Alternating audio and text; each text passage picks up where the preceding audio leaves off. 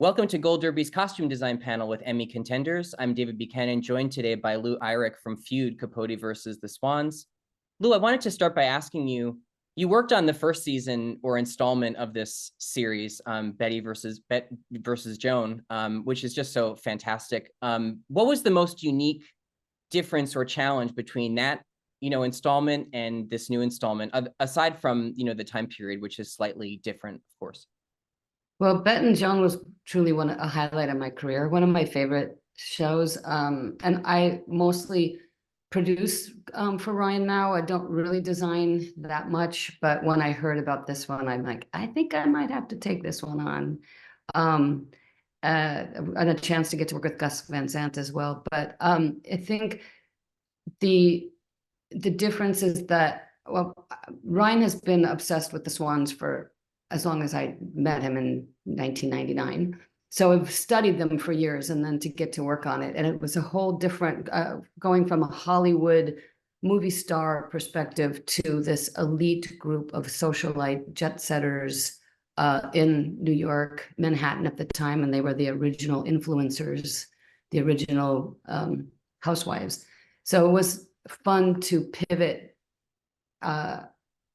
in about the same era. We went from 55 to 84, but to tell a whole different story from the Hollywood movie star to the New York socialites.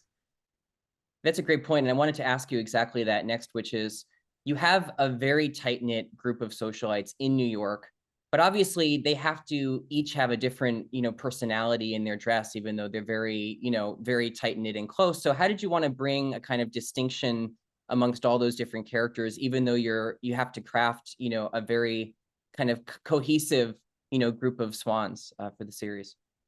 Yeah, a lot of it's studying their personal lives. Like each one of them have written a book or a memoir, or someone has written about them. So we did have good research. And also Ryan Murphy is very specific about what he wants, but we kind of honed into something special of each one. So like Cece Guest was an avid gardener and equestrian, and she wore a lot of American designers. So we like really studied like the Bill Blass, the Jeffrey Bean, like tried to keep her kind of that all-American look.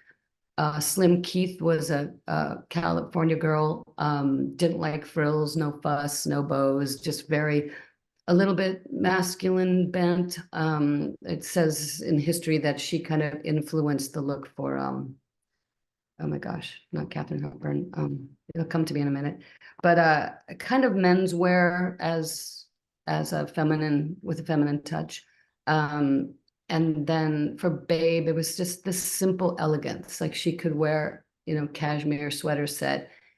And but for her, it was about the jewelry, like the signature jewelry that popped. For her, my word for her was grace. Like she always just had this grace about her. For Callista, who played Lee Radswell, we did a lot of more trendy fashion. She was the younger one of the group. She influenced Jackie, and what Jackie wore in the White House kind of changed her look. She was just always had her finger on the pulse of what was happening and had personal relationships with all the designers at the time. So she was fresh and very styled. This is another incredible ensemble of performers. What is it like to go to work every day and get to work with Diane Lane and Naomi Watts and Tom Hollander? I mean, we could spend the whole 10 minutes naming some extraordinary people, but what is it like to collaborate with them, and how much are they bringing to the style and sensibility of the character once they really get to know who they're playing? Well, I think everybody was as equally excited to do the project as I was. So we all came in with like, this is really exciting. And I wallpapered, well, my team, we wallpapered the fitting room with images of each character from when they first entered the socialite scene and all the way through, so that they could, as we're fitting, we would have fun, like striking poses just like they did. And Tom especially, like when we did his fitting, we would take a picture of Capote and we would style him, and we tried to give him his own flair as well as Capote. But it was really fun to watch it evolve. When we started with Tom, he was very slim. He was coming off of a movie he was shooting in London, Ireland, maybe.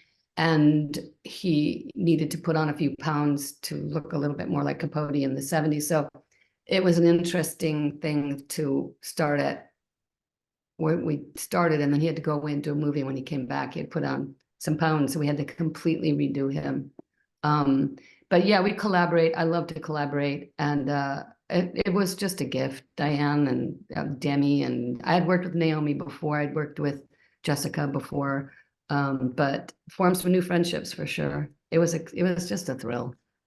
I have to imagine. I wanted to ask you about Capote in particular because he's such a well-known figure in popular culture, on other, depictions of him.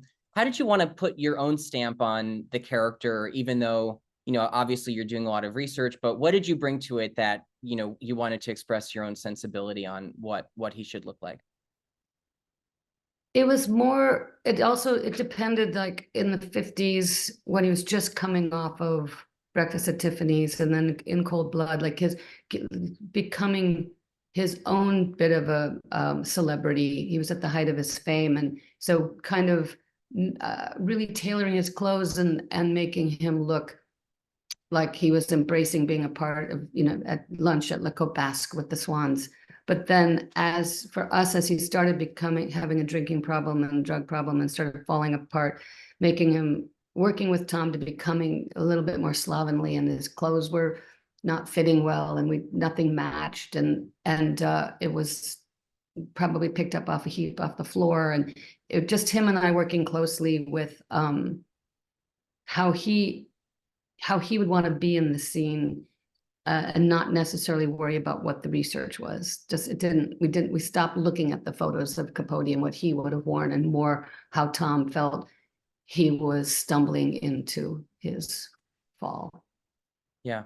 Something else that's remarkable about this series is you cover a large span of time. I think, as you said, you're covering about 30 years. And in that premiere episode in particular, we're seeing, bits and pieces of all those different timelines put together, which is just so extraordinary.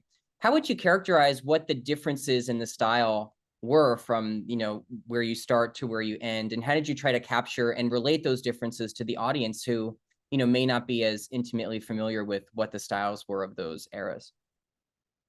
I would say 50, like we started mid-50s into the early 60s, there tended to be a style and a structure with the way, especially women dressed. The hemlines were basically all the same. Everything was very tailored, prim, bit of proper. And then fashion started loosening up towards the late 60s, early 70s, and a lot more freedom in the way people dressed. And the Swans basically never really went too far from that, other than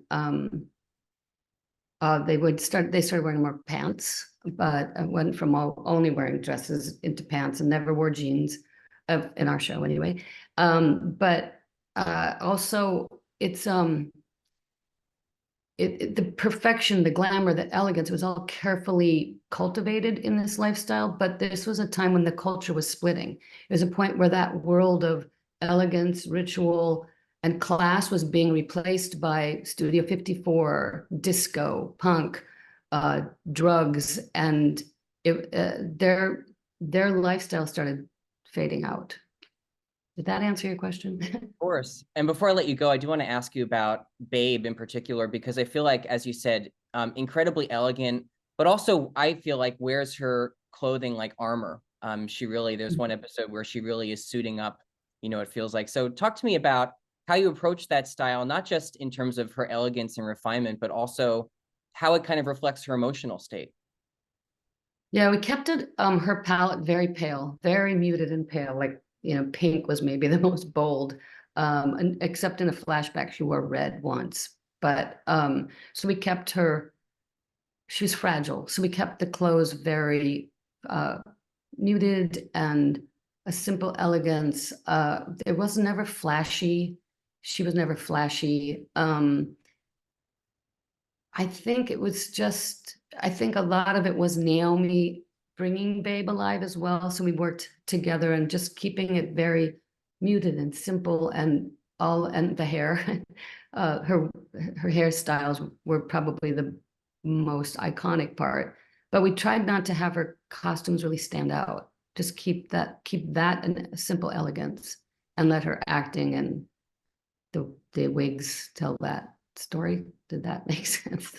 Absolutely. Lou, congratulations on Feud, Capote versus the Swans. Thank you for talking to Gold Derby today. Thank you for your time.